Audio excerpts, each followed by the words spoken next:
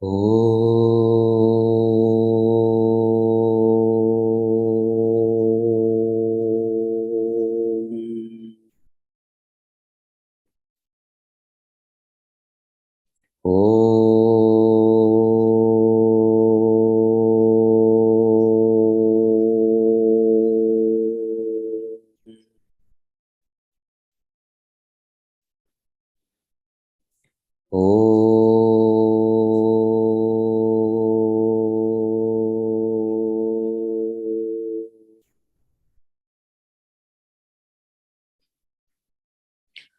Om Sahana Vavatu Sahanau Bhunaktu Sahaviryam Karavavahai Tejasvinavadhitamastu Om Shanti Shanti Shanti.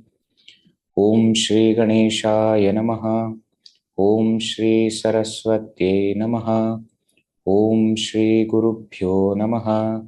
Sada Shiva Samarambham Shankaracharya Madhyamam Asmadacharya Paryantam Vande Guru Paramparam Shruti Smriti Purananam Alayam Karunalayam Namami Bhagavatpada Shankaram Lokashankaram Samastajana Kalyane Niratam Karunamayam Namami Chinmayam Devam Sadgurum Brahmavidvaram Mukam Karoti Vachalam Pangum Langhayate Girim Yat Kripatamaham Vande Paramanandamadhavam Paramanandamadhavam. Sarva Vedanta Siddhanta Gocharam Tamagocharam Govindam Paramanandam Sadgurum Pranatosmyaham.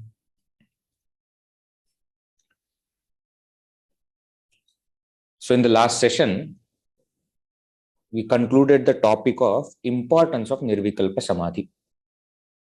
Bhagavan Shankaracharya ji explained that since the Supreme Self is extremely subtle, it cannot be attained, captured by sthula buddhi, by gross mind or gross intellect.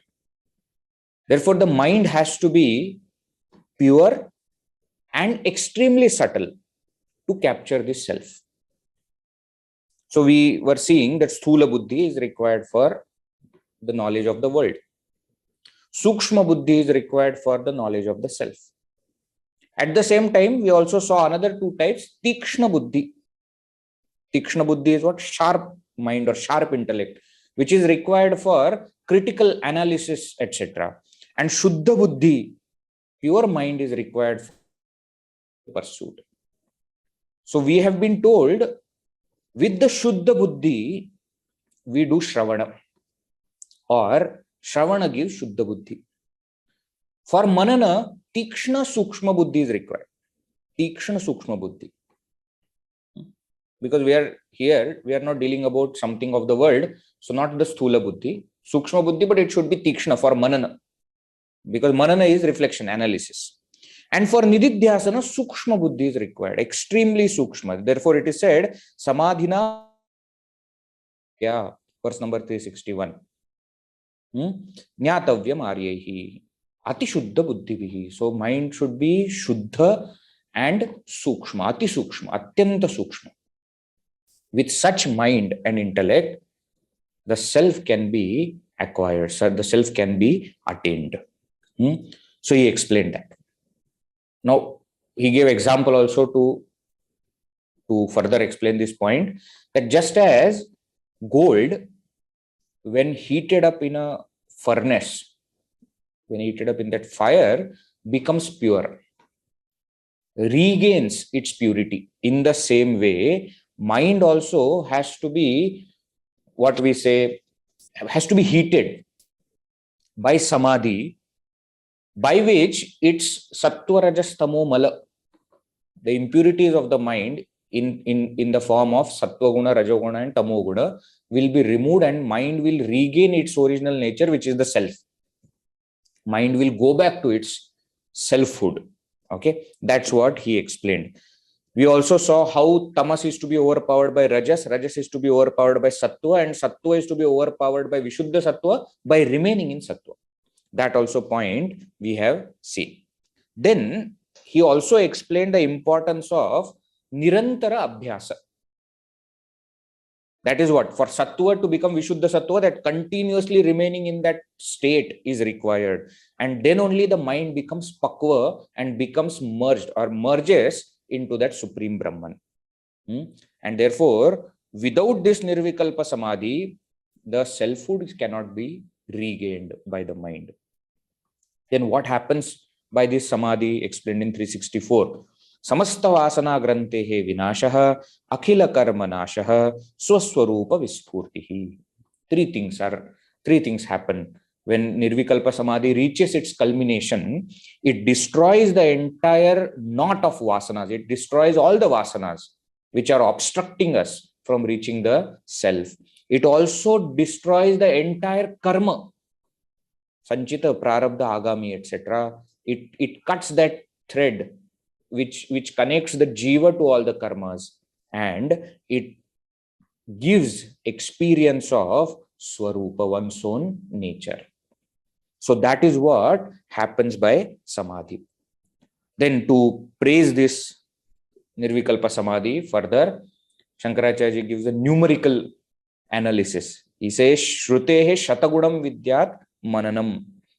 Manana is 100 times better than Shravana. Mananadapi nididhyasam lakshagunam. Than manana, nididhyasana or savikalpa samadhi is 1 lakh times better. Anantam nirvikalpakam, but nirvikalpa samadhi is infinitely greater. You can't even compare. 101 lakh itself is such an exponential increase. Now he says he connects that to infinity. Why? Because you can't even tell how important is nirvikalpa samadhi. And therefore, when nirvikalpa samadhina sputam brahmatattvam avagamyate dhruvam na anyatha chalataya manogatehe pratyantara vimishritam bhavet. When that nirvikalpa samadhi reaches its culmination, and through that, when that supreme Brahman is gained, is known, is realized, then what happens? Manogatehe chalataya pratyaya antara vimishritam bhavet. Otherwise, if it does not reach, then mind will again become filled with all the thoughts of the world, and therefore remain in nirvikalpa samadhi. Ataha samadhatsva yatendriya san. Therefore, practice meditation. Yatendriya san, by controlling all the senses. Shantamanaha nirantaram, with peaceful mind, with controlled mind. Pratichi, in that supreme innermost self, samadhatsva, meditate. And then what? Vidvamsayadhvantam anadi avidya kritam sadekatva vilokanena. And then what? Vidvamsayadhvantam, destroy the darkness. That darkness which is kritam, created by anadi avidya, by the beginningless ignorance, the darkness which is created, destroy it. Sadekatva vilokanena, by experiencing that oneself, do this. So with this verse 367, we come to a conclusion of how nirvikalpa samadhi is a must. Now, Shankaracharya takes the next topic, how to practice nirvikalpa samadhi, or how to reach that state of nirvikalpa samadhi, where to start, what all things are important on the path to nirvikalpa samadhi. So the topic starts from verse number 368 and it goes up to 397. 368 to 397, 30 verses. Let us see one by one. Verse number 368. Yogasya prathamam dvaram. Yogasya prathamam dvaram. Vāṅnirodho'parigrahaḥ. Vāṅnirodho'parigrahaḥ. nirāśā ca nirīhā ca. nirāśā ca nirīhā ca. nityamekāntaśīlatā. nityamekāntasīlatā. Yogasya prathamam dvaram vāṅnirodho'parigrahaḥ nirāśā ca nirīhā ca nityamekāntasīlatā. Very straightforward verse. Yogasya prathamam dvaram. For this yoga, now here yoga means, see, in yoga shastra also, definition of yoga is given as yoga chitta vritti nirodha. Yoga chitta vritti nirodha. What is yoga? According to the Patanjali Yoga Sutra, it is chitta vritti nirodha. It is complete cessation of all the thoughts of mind. Now that is what we call here as nirvikalpa samadhi. So yogasya nirvikalpa samadhi rupasya prathamam dvaram. This is the first doorway. This is where it has to start. Now remember, for nirvikalpa samadhi we are starting. Not from shravana, etc. Shravana is done, manana is done. Savikalpa samadhi is being practiced, and now we are taking one step further to nirvikalpa samadhi. So what is the prathamadvāraṃ? What is the first step, or what is the doorway to nirvikalpa samadhi? Vācaṃ. Vācaṃ is control of speech. Control of speech. Aparigrahaḥ. Aparigrahaḥ, not holding on too many things, not possessing too many things. First, we are going to see the word meaning, then we will come to each point. Nirāśā. Nirāśā doesn't mean depression. Okay. Nirāśā means not having āśā, expectations, absence of expectations. Nirāśā. Cha nirīhā. Nirīhā. Iha means absence of endeavor, absence of thought of starting something. Actions. Nirīhā cha nityamekāntaśīlatā. And nityam, always, ekāntasthitirindriyoparamaṇe. Now, such words are very difficult to be explained in English, because ekāntasthitirindriyoparamaṇe means what? Shila means to have that kind of nature or character. Shila means character, literally. Ekāntasthitirindriyoparamaṇe means that kind of nature where you enjoy living in ekanta. Ekanta. Ekanta, solitude. One simple meaning. More meanings of ekanta will come later. Okay. But now what? Ekanta. So always remaining in solitude, happily. This is what he says as yogasya prathamam dvaram. This is the doorway to nirvikalpa samadhi. Now what is that? Let us see each one. First is vācaṃ, control of speech. Now somebody will say, Veji, what is this? No, at this stage, nirvikalpa samadhi is starting, and suddenly he is telling control of speech, etc. But that is how, that is what is the beauty of Shankaracharya, you can say, or beauty of Adhyatmic sadhana per se. Because whatever is given as a very basic sadhana has got implication at a very higher stage also. If any one of you have studied Sadhana Panchakam, Sadhana Panchakam is a very short text authored by Shankaracharya, Prakarana Grantha, only of 5 verses, where he gives 40 steps to realization. Starts from Vedo Nityamadhiyatam, ends with Atapara Brahmatmanasthiyata. And he goes step by step that, how you should do, and then perform action, and with karma yoga attitude, then you will have detachment, then give up all other activities and focus totally on spiritual path, then develop bhakti, etc. And Sadguru Paduka Sevyatam, etc. Also he says, then Vakyarthasya, what is that? First do Shravana. Then Vakyarthasya Vicharyatam, then do Manana, then do Nididhyasana, then do meditation, practice of meditation. And after all these things, suddenly one verse comes, 4th verse, where he is giving very, very basic instructions. Shuddhyadhischa chikitsyatam, pratidinam bhikshaushadam bhujyadam, swadvannam natu yachatam, vidivashat praptena santushyatam, shitoshnadi vishayatam. Very, very basic instructions suddenly he gives. That, treat your hunger and thirst properly, live on bhiksha, don't beg for, very high or very tasty food. Whatever comes, you eat with your, with contentment. Now, suddenly people are wondering, how these instructions should have been at the first step. Why are they coming here? Because in the seat of meditation, these small things only create a lot of disturbance. So at this time, at this juncture of your sadhana, you have to be extremely careful as to what you do. Even one small thing that you have done, even unknowingly you say, will affect your meditation.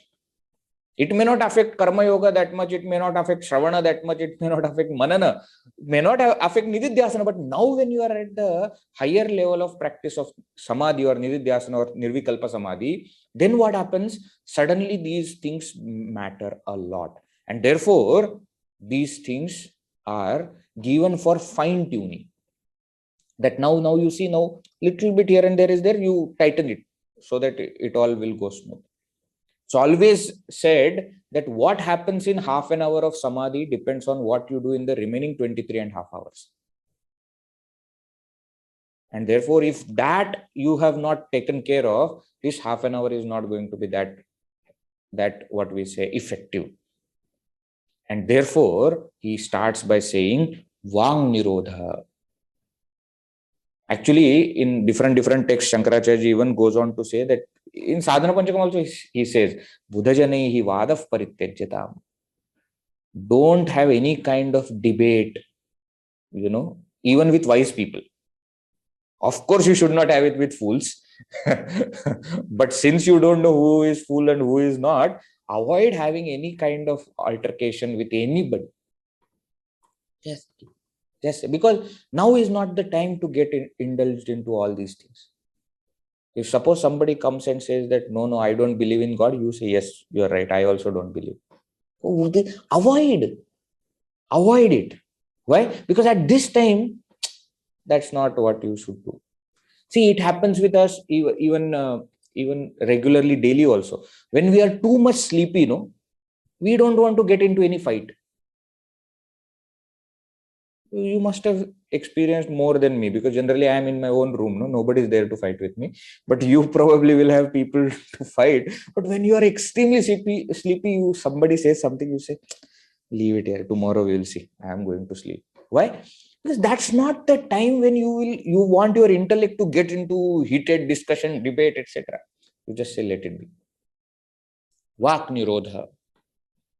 It also means, this vācaṃ also means that you are not, what we say, you are not getting into any conversation. From your side, you are not starting any conversation. Which means what? You are involving with the world lesser and lesser. So, vācaṃ. Of course, by upalakshana, this vācaṃ is extended to everything. Speech is the first karmendriya, isn't it? So by upalakshana, it means all the karmendriyas and jnanendriyas are to be curtailed. Mind also. So shamadama is what is indicated by this vācaṃ. Then aparigrahaḥ. This is very important. Non-possession of things. Now again, remember, aparigrahaḥ in the context of our daily work or world is not having things, not holding on to things. You remember Diwali time when we start cleaning, many things come out from the loft, etc. And then we realize that 50% of these things are not required forever. 20% of the things are not required for next 15 years, but still we are keeping it. Then we make two separate, places. Here I am going to throw all these things. Here these are okay. But at the end, what happens? You start putting one thing from there back to the loft. Why? No, at some point we may need it. This is called holding on to things. Now that is outside. Now this aparigraha is also for inside. Don't hold on to, past grudges and worries and some past events and experiences. Don't even hold on to gimmicks that the mind throws. That, now suddenly I have become very, like one kind of light I can see in my dream and I can hear some sound. Don't get into it at all. Even in Yoga Shastra, these siddhis, etc. are condemned. Even in Yoga Shastra. What to talk about Vedanta? Of course, in Vedanta they will be. In Yoga Shastra also they say that this is a obstacle in our path. So don't get into all these things. Don't hold on to all these things. Aparigraha. Nirāśā, no anxiety for future, no expectations, no desires. And nirīhā, in the present moment also, absence of any action. So you see beautifully, aparigraha means don't hold on to past. Nirāśā means don't expect anything in the future and therefore don't go in front, ahead of your time, just practice it. And nirīhā, even in the present moment, don't get involved into any action. Right? So just be. This is the instruction actually. And therefore, what is said? Nityamekāntaśīlatā, just remain in solitude. Now here, ekanta can have different meanings. Ekanta literally, in our colloquial language also we use the word ekānt. Takliya, all of you go in the king's time, etc. They used to say, Takliya, go, I want to remain alone. Now here, what is ekanta? Of course, physically you should be in a place of solitude because you are practicing higher states of samadhi. Of course, it should be. Ekanta also means single pointedness. Ekanta. Single pointedness. So you should remain in that focused state of mind.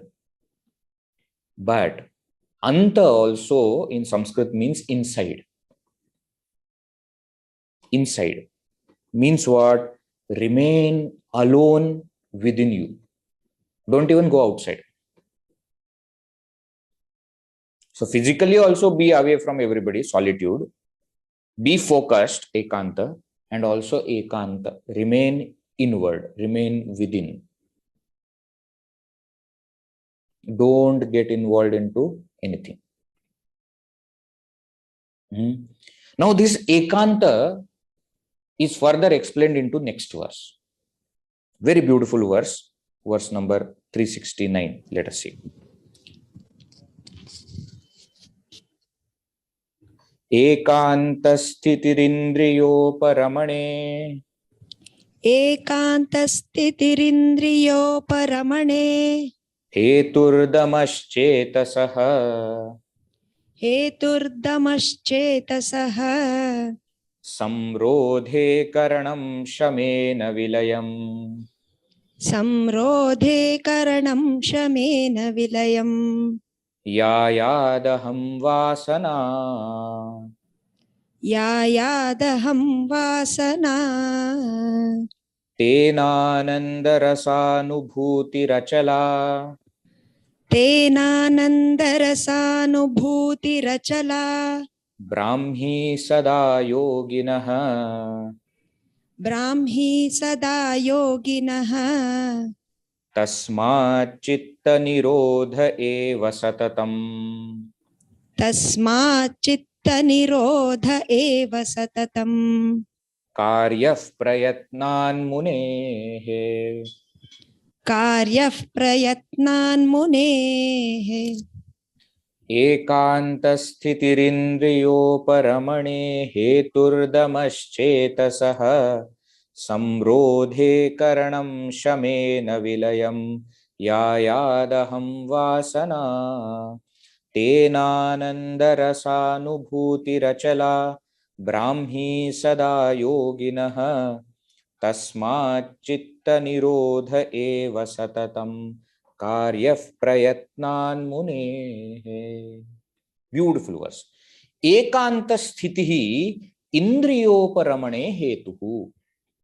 He says, this ekāntasthiti, Now, ekanta take all the three meanings. One is living in solitude, ekāntasthiti.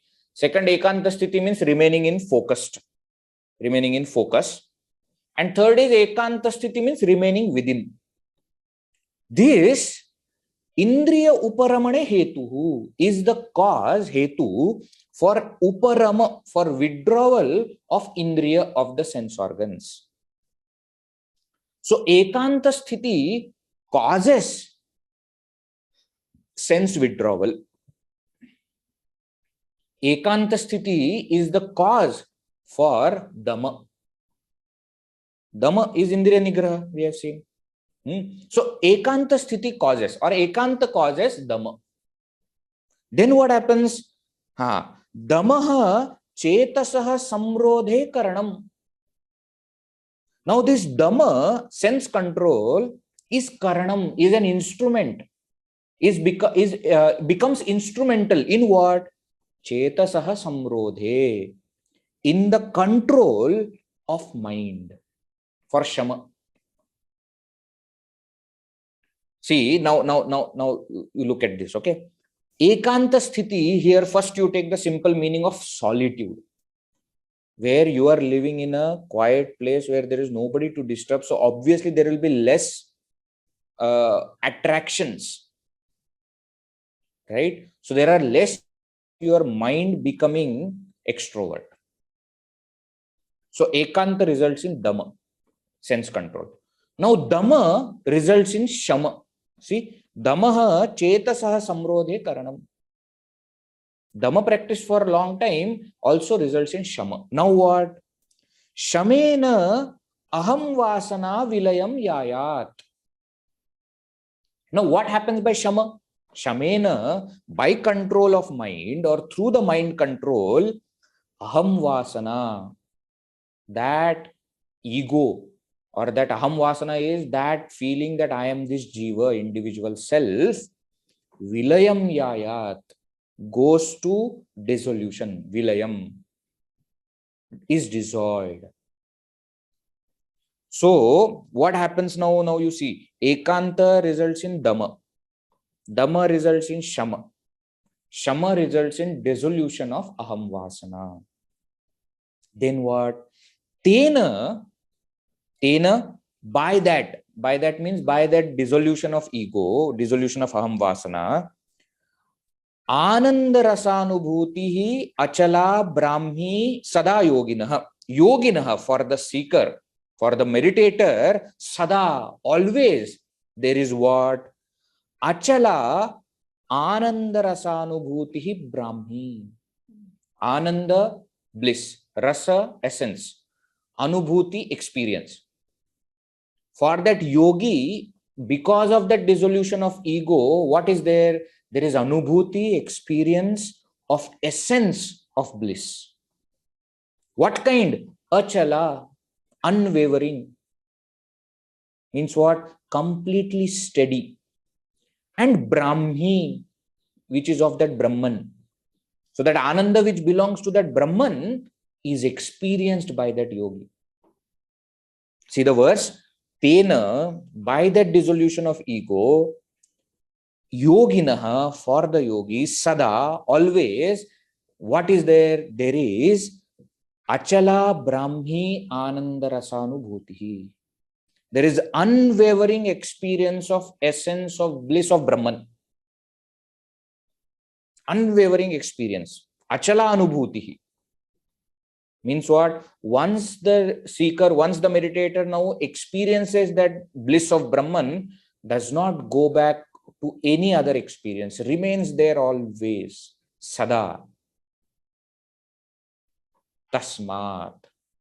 Therefore, cittanirodha kāryaḥ. Mind control should be practiced. Kāryaḥ, always. Prayatnāt kāryaḥ, by putting efforts. Muneḥ, by the reflective person, by the meditator, this cittanirodha should be practiced. Means what? This should be aimed at. There should be no other aim. then the complete cessation of all other thoughts of mind. Actually, complete cessation of mind itself, where mind becomes one with the Brahman. That should be practiced by a yogi, by a meditator. So see if each word is clear. ekāntasthitirindriyoparamaṇe hetuhu. Ekanta is the cause for indriyoparama, withdrawal of senses, that is dhamma.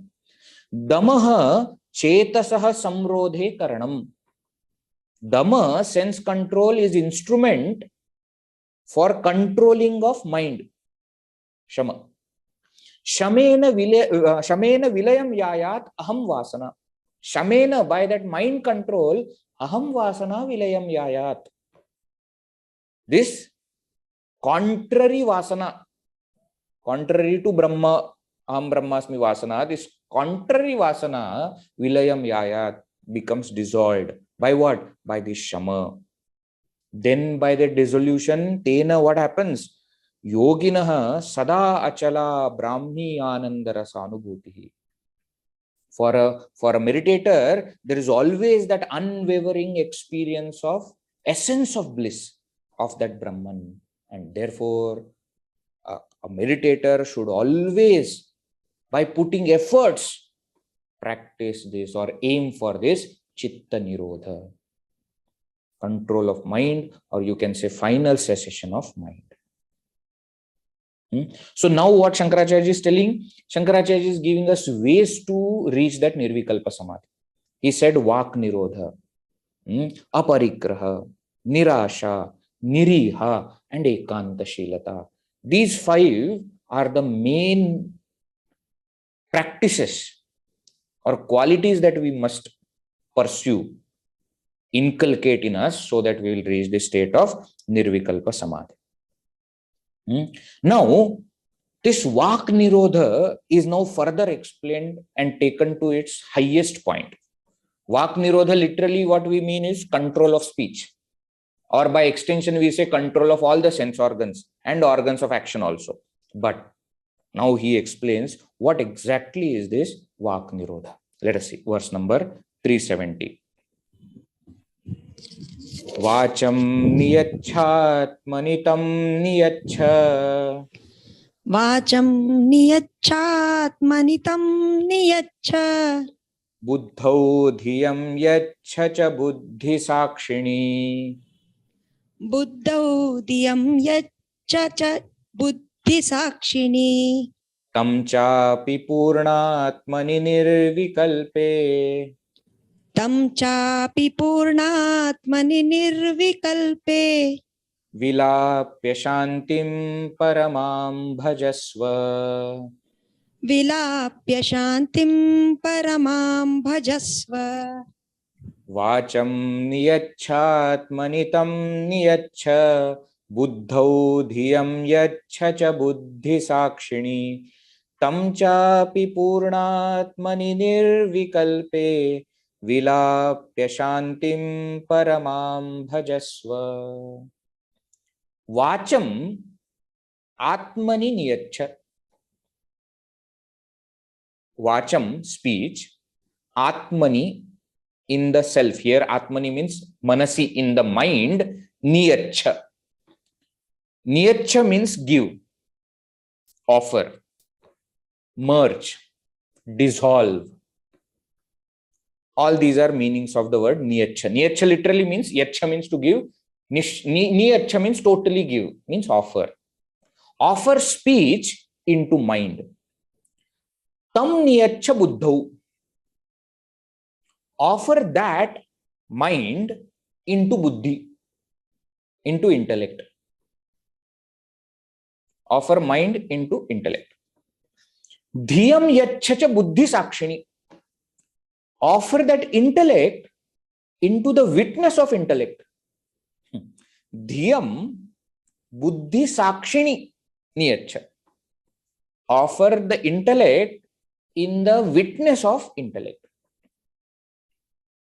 Tamcha api, and even that sakshi, Purnatmani nirvikalpe vilapya, having dissolved in that nirvikalpa Purna Atman, in that non-dual infinite self or Brahman, paramam shantim bhajasva. Bhajasva, attain. Paramam shantim, absolute peace. Now here, first thing that we have to understand is control of speech is explained as dissolution of speech.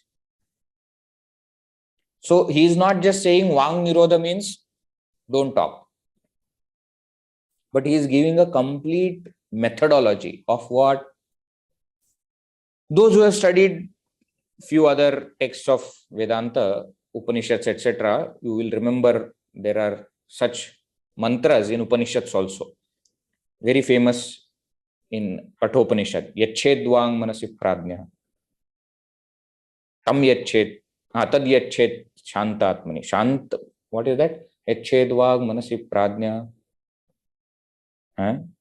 Yachedvāṅ manasi prajñah.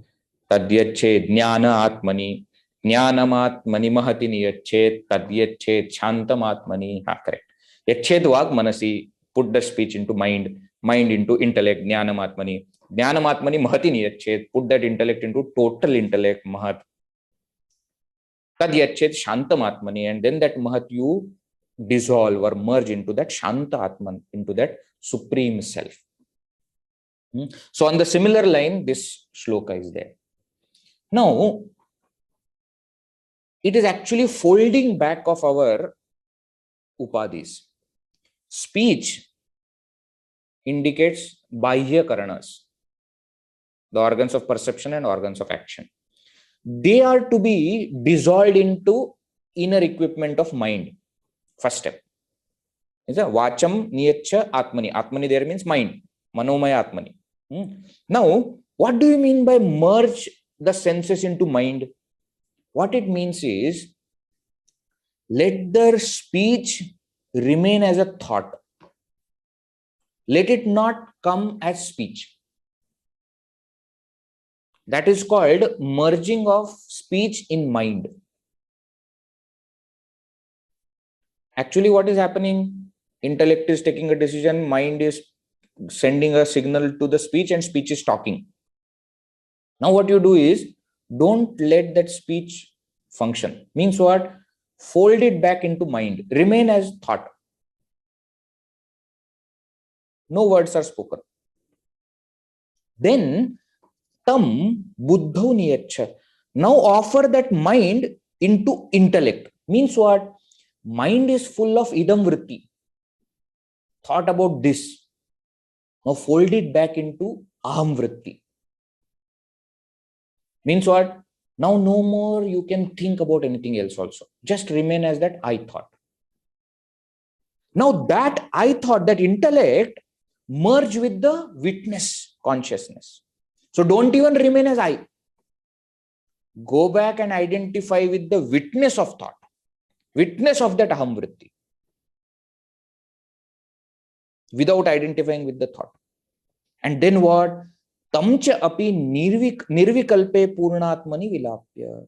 Now dissolve even that witness consciousness in that non-dual infinite consciousness. The dissolution is complete.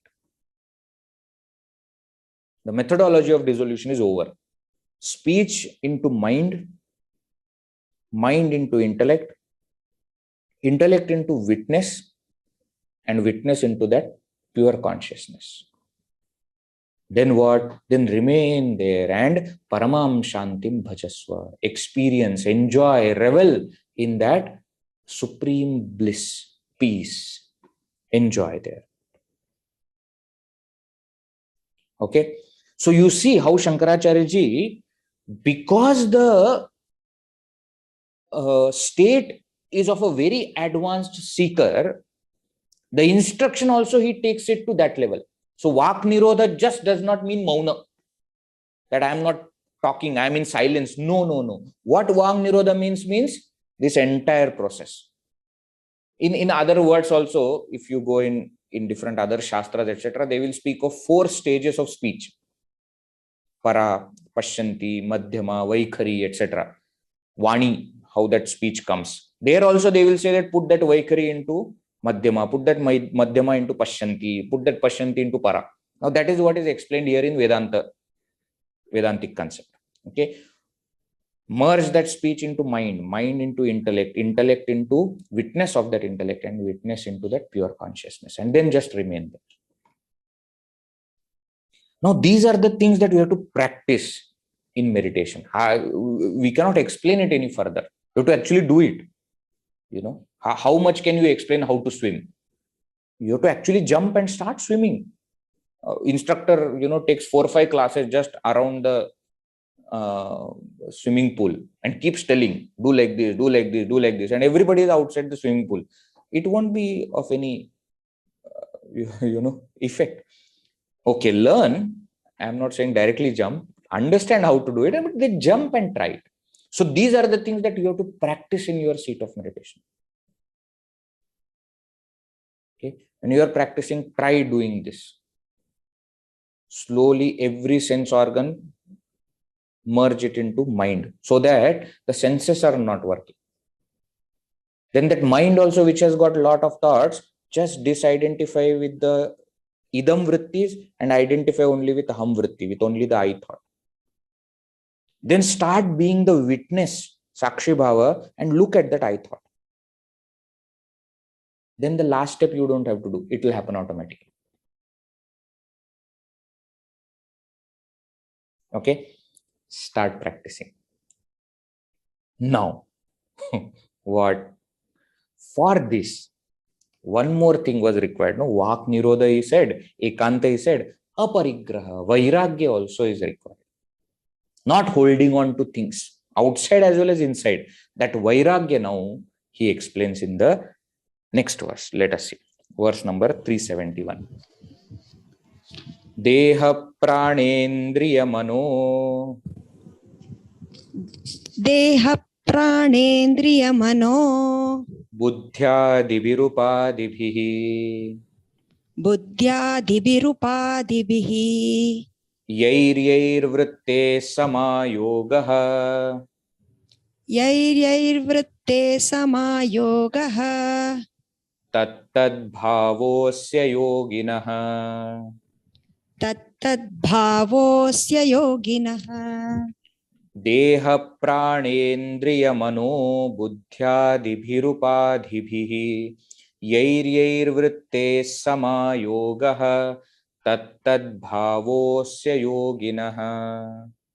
Now he says first in this verse, when vairagya is not there, what happens? That aparigraha, when it is not there. Now here, of course, aparigraha, we are not talking about non-possession of outside things. But when you are inside, possessing so many items, what happens? Let us see. He says, Deha, Prana, Indriya, Mano, Buddhi, Adibihi, Upadhibihi. Now all these words you know very well. I don't even have to translate. Body, pranas, senses, mind, intellect, etc. By this or with these upadhis, with these conditionings, whichever, either somebody is identified with body or pranas or senses or mind or intellect, with whichever upadhi, vrittehe samayogaha, there is an association of the thought. So with the thought, you are holding on to some upadhi. Some upadhi. Either it is prana or deha or indriya or mana or buddhi. As long as you are holding on to certain upadhi by using a thought, what happens? Asya yoginah tat bhavaha. For this person, that nature comes to be. Means what? When you are meditating, if you are identified with body, then you will become shariri, one who has body. And then what will happen? Then suddenly those thoughts will start to come. Oh, my leg is paining. For a long time I am sitting. If you are identified with prana, then suddenly the thought will come, maybe I am thirsty, should I drink some water? If you are identified with the senses, then suddenly your ears, etc., will start hearing things which are happening around. And then you will start, oh, something is happening. I think they are making tea or coffee, something. I can hear some saucer, etc. sound. Why? Now you are identified with indriya.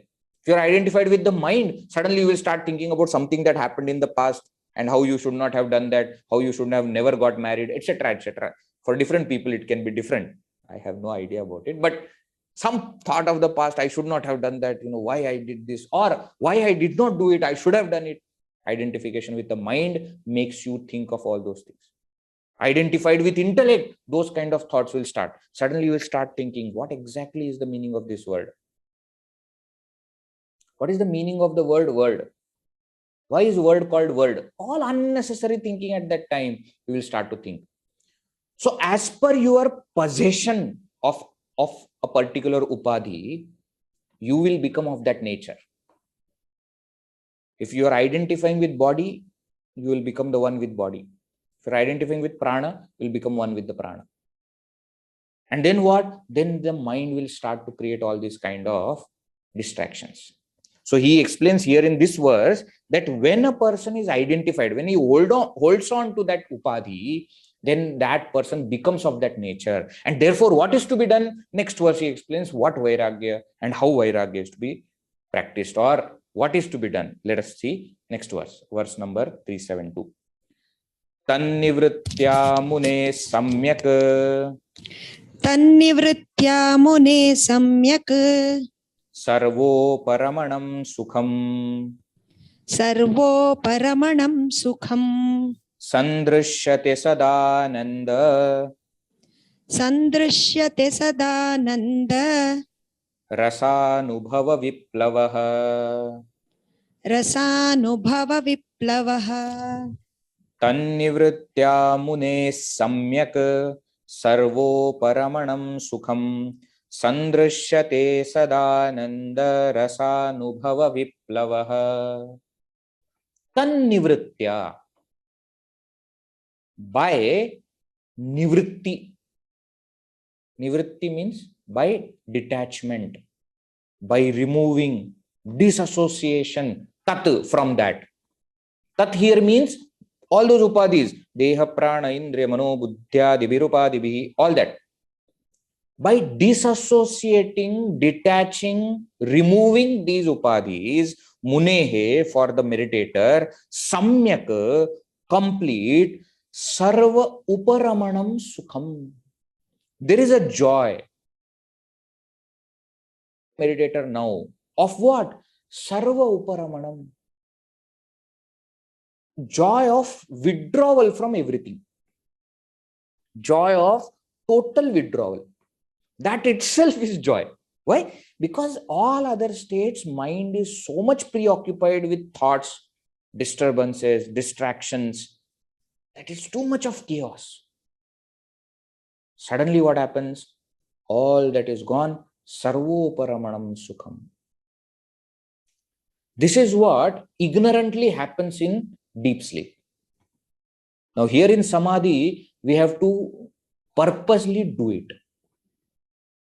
In deep sleep, it happens that you enjoy the joy, you enjoy the deep sleep state because objects are there to disturb. Objects in waking, objects in dream, all the fluctuations of mind, disturbances in the mind are not there. Right? That is what happens in deep sleep. But it happens. Now here in samadhi, you have to do it. Tannivrittya. By disassociating with the upadhis, sarva uparamanam sukham.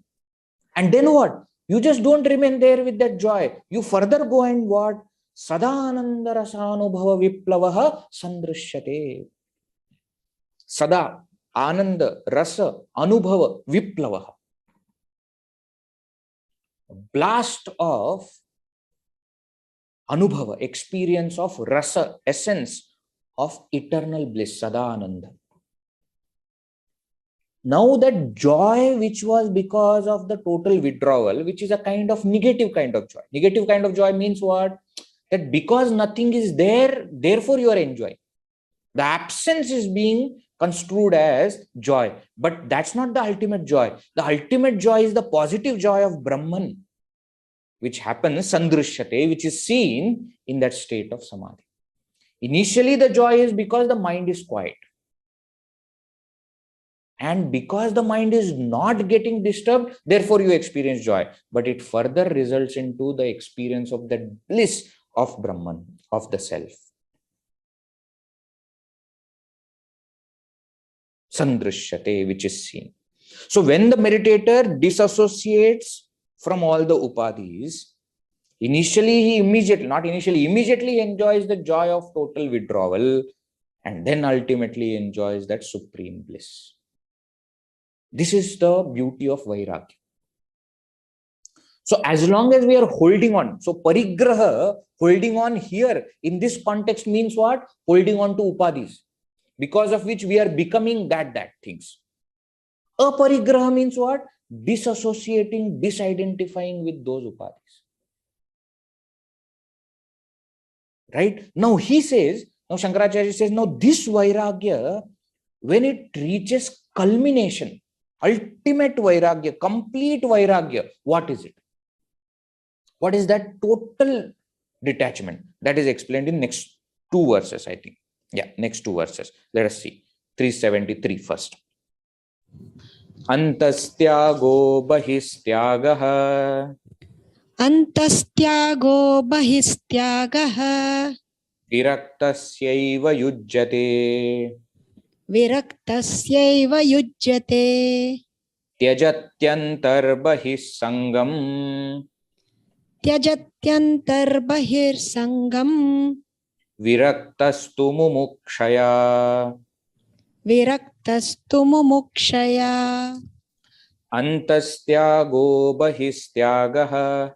Viraktasyaiva yujyate. Tyajatyantar bahisangam. Viraktastu mumukshaya. Antah tyagaha, bahihi tyagaha. Antah tyagaha, internal renunciation. Bahihi tyagaha, external renunciation. Yujyate is possible viraktasya eva. Only for a person with detachment, this is possible. What? Antastyagaha, bahistyagaha. Internal detachment or renunciation and external detachment and renunciation. Tyajati antaha bahihi sangam. Therefore, viraktaha tu, therefore this person who is detached, sangam, attachment to antaha, internal things, and bahihi, external things. Mumukshaya, mumukshaya, due to his desire for liberation, he gives up internal things also, external things also. Okay, so this verse is saying what? For a vairagi or viragi, there is an internal renunciation and there is external renunciation. And this person, this detached person, because of his desire for reaching that supreme liberation, detaches from inside also and outside also. That is literally the verse. Now the question is, what is this internal and external detachment or association? Sangam also. Sangha also. What is that sangha? That is explained in the next verse. Let us see. Bahistu vishayai sangam. Bahistu vishayai sangam. Tatantarahamadibhihi. Tatantarahamadibhihi. Virakta eva shaknoti. Virakta eva shaknoti. Tyaktum brahmani nishtitaha. Tyaktum brahmani nishtitaha. Bahistu vishayai sangam. Tatantarahamadibhihi. Virakta eva shaknoti. Tyaktum brahmani nishtitaha. Says bahihi tu vishayaihi sangam. What do you mean by external association? External association is association, attachment with the vishayas, with the sense objects. Tatha antaha ahamadibihi sangam. And anta sangam means what? Internal association is what? Is the association with aham, etc. with the upadhis. So the external association means the association with the objects. Internal association means association with upadhis. Now, when it is said external association is with sense objects, of course, external detachment means what? Detachment from the sense objects. And internal association is with association with the upadhis. So internal detachment will be what? Detachment from upadhis. So a true vairagi or true viragi, a true detached person is who? Who disassociates, detaches oneself from sense objects also, externally also, and also detaches oneself from the upadhis, internally also. Generally, when we speak of vairagya, we always speak of external vairagya. Isn't it? In other words, vairagya we refer to as detachment from my, what is mine, not the detachment from I. That ahamta and mamata, I-ness and minus. I-ness is there in the entire upadhis. Minus is there with the world of objects. That this is my phone, this is my laptop, this is my table, this is my house, this is my wife, this is my husband. This is my, with the external things. Vairagya we generally speak of being detached from these external things. Don't say that anything is yours. Don't possess anything. Be detached. That's what we generally speak of in vairagya, which is correct also. When vairagya is spoken of as sadhana chatushtaya, as the in the beginning, this is what is vairagya. But now we have come to a higher state. Therefore, here, vairagya is not just with external things, but vairagya also from internal upadhis. So to which all upadhis I say this is me, being separate, being detached from them is the mark of true vairagya. So antah tyaga bahistyaga. So a detached person, a truly detached person is detached from the outside world also and detached from the inside upadhis also. That's why he says, viraktah eva shaknoti tyaktum. A true virakta, a true detached person alone, tyaktum shaknoti, is able to give up what? Both I-ness and minus. Why? How? Brahmani nishtitaha. Because he is established in that Brahman. Is neither on outside things nor on inside things. His focus is on Brahman, which is beyond the inside and outside. Therefore, he is not just detached from the external world, but he is also detached from the internal world of upadhis, and he remains established in that Brahman. That is what this person does. Okay. So if you see in the few verses that we have seen today, Shankaracharya first enumerated all the important qualities which he is going to explain. Then he started taking one. First he took ekanta and explained how ekanta results in dhamma, dhamma results in shama, isn't it? Slowly he explained all that. And then that shama results in destruction of ahaṃvāsanā. And that destruction of ahaṃvāsanā or dissolution of ego results in the ultimate bliss. Then he explained that vācaṃ also and took it to that end. That you merge the speech into mind, mind into intellect, intellect into the witness of intellect, and that witness into the supreme, where there is bliss. So that's what he explained through that. Now for Vairagya also he is explaining and taking us to that extreme state. First he said, what is attachment? Being identified with any of the upadhis and being that itself is attachment. So detachment is what? Not being attached with the upadhis. Now he says, this is what is the absolute, true, complete Vairagya.